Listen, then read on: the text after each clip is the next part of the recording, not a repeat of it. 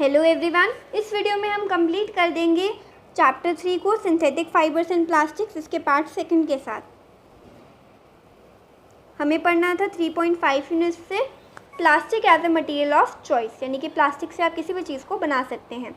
अगर हमें किसी भी चीज़ को सोचना है कि अगर हमें किसी फूड आइटम को स्टोर करना है, जैसे कि दूध, वाटर है, अचार है, कोई भी सूखे खाने के आइटम है, तो हम प्लास्टिक के डब्बों को चूज़ करते हैं क्योंकि ये सबसे आसान रहता है, क्योंकि इनका प्राइस भी कम होता है, सस्ते होते हैं, एकदम हल्के होते हैं, जल्दी टूटते नहीं हैं, उनको हैंडल करना आसान है। Being lighter as compared to metals, plastics are use in cars, aircraft and space craft, यानी कि बड़ी बड़ी चीज़ों को बनाने में भी, कार को बनाने में, एयरक्राफ्ट को बनाने में, इवन स्पेस क्राफ्ट को बनाने में भी प्लास्टिक यूज़ होता है। अगर हम लिस्ट बनाने लगे कि क्या क्या चीज़ें प्लास्टिक से बनी होती हैं, तो आपकी चप्पल, फर्नीचर, डेकोरेशन पीसेस लिस्ट ख़त्म ही नहीं होगी। Now let us discuss the characteristic properties of plastics. तो अब हमें पढ़ना है कि प्लास्टिक की ऐसी क्या क्या खूबियाँ हैं। Plastic is non reactive. अब इन वर्ड नॉन रिएक्टिव का क्या मतलब है? Do you know that metals like iron get rusted when left expose to moisture and air? आपने देखा होगा कि जितने भी आपके घर के गेट होते हैं, वो जो बाहर की साइड लगे होते हैं, जब बारिश आती है, उस पर डेली हवा वगैरह पड़ती है तो उन पर जंग लग जाता है। But plastics do not react with water and air. लेकिन जो प्लास्टिक है वो पानी और एयर को अपने सरफेस पर रुकने ही नहीं देते, यानी कि वो उसके साथ रिएक्ट ही नहीं करते। They are not corroded easily, उनमें जंग नहीं लगता। That is why they are use to store various kind of material including many chemicals. इसलिए प्लास्टिक के कंटेनर में काफ़ी सारे केमिकल्स और खाने का सामान भी आप रख सकते हैं आराम से। Plastic is light, strong and durable. Plastic काफ़ी हल्का रहता है, स्ट्रॉन्ग होता है और काफ़ी टाइम तक टिका रहता है। टॉक टू योर पेरेंट्स और grand parents about the type of bucket that were use in the past. पहले टाइम में जितनी भी बकेट्स होती थी उनके बारे में अपने ग्रैंड पेरेंट्स से आपको बात करनी है। What is the material of the buckets और mugs you are using today, और आप आज किन चीज़ों का यूज़ करते हैं। पहले जितने भी मग्स वगैरह होते थे या बकेट होती थी वो जनरली स्टील वगैरह की होती थी, और आज जो हम यूज़ कर रहे हैं या फिर किसी और मेटल की होती थी, आज हम यूज़ करते हैं प्लास्टिक की। What are the advantage of using a plastic container? Plastic container को यूज़ करने का क्या क्या फ़ायदे हैं? Since plastic is very light, strong, durable and can be molded into different shape and sizes, it is used for various purpose.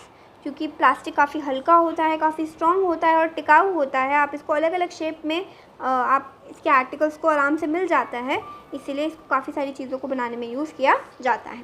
Plastics are generally cheaper than metals. Plastic जो है वो किसी भी मेटल से ज़्यादा सस्ते हैं। They are widely use in industry and for household articles. इन्हें बहुत सारी फैक्ट्रीज़ में यूज़ किया जाता है और घर के सामान को बनाने में यूज़ किया जाता है। आपको डिफरेंट तरह के प्लास्टिक कंटेनर्स के बारे में बताना है जो आप डेली लाइफ में यूज़ करते हो। आपके घर में जिनमें आप मसाले रखते हो, चाय पत्ती वगैरह रखते हो, वो सब भी प्लास्टिक कंटेनर में रखे जा सकते हैं आराम से। Plastics are poor conductor. Plastic जो है वो पुअर कंडक्टर हैं। What does it mean? You have learned about that plastics are poor conductors of heat and electricity. आपने ऊपर पढ़ा है कि प्लास्टिक जो होता है वो अपने अंदर से हीट और इलेक्ट्रिसिटी को पास नहीं होने देता है। That is Y electric wires have plastic covering. आपने देखा होगा जितनी भी इलेक्ट्रिक वायर होती हैं, अगर कॉपर वायर है तो उसके ऊपर प्लास्टिक की कवरिंग लगी होती है। स्क्रू ड्राइवर के जितने भी हैंडल होते हैं वो भी प्लास्टिक के बने होते हैं। जैसा हमने बताया है कि जो फ्राइंग पैन होता है जिसमें आप कोई भी सब्ज़ी गर्म कर रहे होते हो, अगर आपने उसका हैंडल पकड़ा और वो प्लास्टिक का है तो आपको हाथ पे गर्म नहीं लगेगा, क्योंकि वो प्लास्टिक का बना है। प्लास्टिक ने अपने अंदर से हीट पास होने नहीं देगी, जो आपको हाथ पे भी नहीं फील होगी। Did you know? अब हम कुछ अमेजिंग फैक्ट्स पढ़ेंगे प्लास्टिक के बारे में। Plastic find extensive use in the health care industry. Plastic का हेल्थ केयर इंडस्ट्री में, हॉस्पिटल में भी बहुत यूज़ होता है। Some example of their use are the packaging of tablet को पैक करने में, thread use for stitching wounds, जब भी हम पट्टी बांधते हैं, जब भी कोई जख्म हो जाता है उसके लिए, सिरिंज या फिर इंजेक्शन के लिए, डॉक्टर के ग्लव्स भी प्लास्टिक के होते हैं, और मास्क वगैरह और बहुत सारे प्लास्टिक के इंस्ट्रूमेंट्स हम देख सकते हैं। Special plastic cookware is use in microwave oven for cooking food. Microwave oven में हम प्लास्टिक का सामान, प्लास्टिक का जो बर्तन होता है सिर्फ वही डाल सकते हैं। In microwave oven the heat cooks the food but does not affect the plastic vessel. फ़ायदा ये रहता है कि माइक्रोवेव में अगर आप प्लास्टिक का कोई बर्तन यूज़ करें तो ये रहता है कि जो खाना है वो तो गर्म हो जाएगा, लेकिन जो प्लास्टिक का जो वेसल है वो नहीं जलेगा। Teflon is a special plastic on which oil and water do not stick. जो टेफ्लॉन के तवे वगैरह होते हैं वो इस तरीके का प्लास्टिक है कि उस पर वाटर या फिर ऑयल, चिकनाहट बिल्कुल नहीं आती है, इसलिए इसको नॉन स्टिक कुकवेयर बनाने के लिए भी यूज़ किया जाता है। Fire proof plastics, although synthetic fibre catches fire easily. अभी तो हमने पढ़ा है कि प्लास्टिक भी एक तरह का सिंथेटिक फाइबर है और फिर तो इसको भी काफ़ी जल्दी आग पकड़ लेनी चाहिए। It is interesting to know that the uniforms of fireman have coating of melamine plastic to make them flame resistant, कि जितने भी फायर फाइटर्स होते हैं जो आग वगैरह बुझाते हैं, उनकी जो यूनिफॉर्म होती है उस पर मेलामाइन प्लास्टिक की कवरिंग होती है क्योंकि वो आग नहीं पकड़ती है। तो है ना प्लास्टिक का फ़ायदा। प्लास्टिक्स इन द एनवायरनमेंट, अब प्लास्टिक्स के इतने सारे फ़ायदे हैं तो उसके कुछ नुकसान भी होंगे और उसका नुकसान होता है हमारे एनवायरनमेंट को, हमारे एटमॉस्फेयर को। जब आप मार्केट में जाते हो तो जनरली आप जितनी भी खाने के आइटम लाते हो या जो भी आइटम लाते हो वो प्लास्टिक में ही रैप होती है या पॉलीथीन बैग में लाते हो। That is one reason why plastic waste keeps getting accumulated in our homes. तो आपने अपने घर में भी देखा होगा कि जो प्लास्टिक का काफ़ी सारा कूड़ा है वो आपके डस्टबिन में इकट्ठा हो जाता है। Ultimately plastic find its way to the garbage, plastic ultimately garbage तक पहुँच जाता है। Disposal of plastic is a major problem, लेकिन उस प्लास्टिक को नष्ट करने में, ख़त्म करने में सबसे ज़्यादा प्रॉब्लम आ जाती है। A material which gets decompose through natural processes such as action by the bacteria is called biodegradable. Biodegradable material कौन से होते हैं? बायो का मतलब होता है जिसको लिविंग ऑर्गेनिजम्स डिग्रेड कर दे या तोड़ दे, जिस पे बैक्टीरिया वगैरह आ जाएगा, माइक्रो ऑर्गेनिज्म आ जाएगा, उसको तोड़ देगा और वो वहीं ख़त्म, तो वो कूड़ा बचता नहीं है। लेकिन जो प्लास्टिक है वो काफ़ी टाइम तक, बहुत टाइम तक ऐसे का ऐसा ही मिट्टी में दबा रहेगा, लेकिन उसका चेंज नहीं होगा। अ material which is not easily decompose by natural process, यानी कि नेचर उसको अच्छे से डिस्ट्रॉय नहीं कर पा रहा है, तो वो नॉन बायोडिग्रेडेबल है और प्लास्टिक भी नॉन बायोडिग्रेडेबल होता है। यहाँ पर बहुत इंटरेस्टिंग टेबल हमें दे रखा है कि किस तरीके का वेस्ट होता है, उसको टूटने में या फिर ख़त्म होने में कितना टाइम लगता है और उस मटीरियल का नेचर क्या है। जितने भी वेजिटेबल्स और फ्रूट्स के छिलके होते हैं या फिर खाने की बची हुई आइटम होती है, 1 से 2 वीक में अगर इसको मिट्टी में दबा दोगे तो ये ख़त्म हो जाएगा, एकदम गायब हो जाएगा। इसीलिए ये बायोडिग्रेडेबल है, यानी कि नेचर ने इसको डिस्ट्रॉय कर दिया। पेपर को 10 से 30 दिन लगते हैं, इसलिए वो बायोडिग्रेडेबल है। जो कॉटन का कपड़ा होता है उसको 2 से 5 महीने लग जाते हैं, क्योंकि कॉटन भी तो नेचुरल है, तो ये भी बायोडिग्रेडेबल है। वुड को 10 से 15 साल लगते हैं, लेकिन वो भी नष्ट हो जाता है, बायोडिग्रेडेबल है। वुलन क्लोथ्स जो होते हैं उनको 1 साल लगता है, बायोडिग्रेडेबल है। जो भी टिन, एल्यूमिनियम और अदर मेटल के आइटम्स होते हैं उनको 100 से 500 साल लग जाते हैं। और प्लास्टिक बैग्स को तो बहुत ज़्यादा टाइम लग जाता है डिग्रेड होने में। इसलिए जो टिन, मेटल वगैरह होता है या जो प्लास्टिक के जो आप पॉलीथीन लेते हो, ये नॉन बायोडिग्रेडेबल है, नेचर इन्हें ख़त्म नहीं कर पाता और ये नेचर में इकट्ठा होते जा रहे हैं। Since plastic take several years to decompose, क्योंकि प्लास्टिक को ख़त्म करने में इतने ज़्यादा साल लगते हैं, it is not environment friendly, तो ये एनवायरनमेंट के लिए अच्छा नहीं है। इट कॉजेज एनवायरमेंटल पॉल्यूशन, इससे एनवायरमेंटल पॉल्यूशन होता है।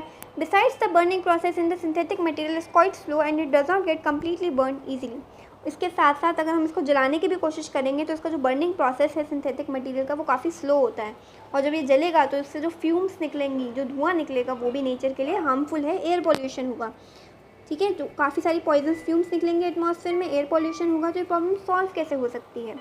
Have you ever seen a garbage dump where animals are eating garbage? आपने देखा होगा जितने भी कूड़ेदान होते हैं वहाँ पर काफ़ी सारे एनिमल्स, गायें वगैरह होती हैं जो खाना ढूंढने के लिए आ जाती हैं। इस प्रोसेस में कभी कभी वो पॉलीथीन बैग, फूड के रैपर भी अपने गले के अंदर डाल लेती हैं। आप सोच सकते हैं इससे क्या होगा, उनकी हेल्थ को कितना अफेक्ट पड़ेगा। जो भी प्लास्टिक मटेरियल है अगर उनके सांस की नली में चला जाए तो उसको रेस्पिरेटरी प्रॉब्लम्स हो सकती हैं और forms lining in their stomach and can be cause to their death, और उनके स्टमक में वो इकट्ठा हो सकता है और उनकी डेथ भी हो सकती है। The polybags carelessly thrown here and there are responsible for clogging the drain. जितने भी नाले वगैरह होते हैं वो भी एकदम चोक हो जाते हैं क्योंकि प्लास्टिक्स को हम कहीं पर भी फेंक देते हैं। Sometimes we are very careless and throw the wrappers of chips, biscuits and other eatables on the road. हम रोड पर फेंक देते हैं इन सब चीज़ों को, पिकनिक प्लेस पे फेंक देते हैं। हम एक भी बार नहीं सोचते हैं कि इन सब चीज़ों का बाद में क्या होगा। As a responsible citizen, what measures do you suggest to keep public places clean and free of plastic? तो आपको प्लास्टिक का मिनिमम से मिनिमम यूज़ करना है, क्योंकि आपको पता चल गया है कि जो प्लास्टिक है उसको डिग्रेड करना बहुत मुश्किल है। तो प्लास्टिक का यूज़ बहुत कम से कम करना है। अगर आप मार्केट जा रहे हैं तो कॉटन या जूट का बैग यूज़ कर लीजिए, दोनों ही नेचुरल हैं। The biodegradable and non biodegradable waste should be collected separately, तो इनको अलग अलग सेपरेट करके हमें इनको फेंकना चाहिए। जैसे कि ग्रीन और ब्लू डस्टबिन बनाए जाते हैं, ये अपने घर में भी आपको करना है। और भी आपको अपने तरफ से अपने खुद के इंडिविजुअल लेवल पर कुछ ऐसे तरीके निकालने हैं जिससे आप प्लास्टिक का यूज़ कम से कम कर सकें। It is better to recycle plastic waste. Plastic को रिसाइकल करना प्लास्टिक वेस्ट को रिसाइकिल करना सबसे बेस्ट रहता है। Most of the thermoplastics can be recycle. ज़्यादातर थर्मोप्लास्टिक जो होते हैं यानी कि जिनको आप आराम से मोड़ सकते हो उनको आप रिसाइकिल भी कर सकते हो। आपको एक लिस्ट बनानी है आइटम्स की जिन्हें आप रिसाइकिल कर सकते हो। However during recycling certain colouring agents are added. लेकिन रिसाइकिल करते टाइम काफ़ी सारे कलरिंग एजेंट्स भी डाले जाते हैं। This limits its uses especially for storage of food, जिसकी वजह से वो फूड स्टोरेज के लिए यूज़ नहीं होगा। एज अ रिस्पॉन्सिबल सिटीजन आपको 5R का प्रिंसिपल ध्यान रखना है। ये पेपर में भी आ सकता है। 5R प्रिंसिपल क्या है? 5R यानी कि 5R हैं। आप स्टार्टिंग के वर्ड देख सकते हो। रिड्यूस यानी कि कम से कम यूज़ करना, रीयूज़ यानी कि दोबारा यूज़ कर लो, रिसाइकिल कर लो, रिकवर कर लो और रिफ्यूज़ कर दो यानी कि मना कर दो प्लास्टिक के यूज़ को। ऐसी हैबिट्स को डिस्कवर करो जो कि एनवायरमेंटल फ्रेंडली है।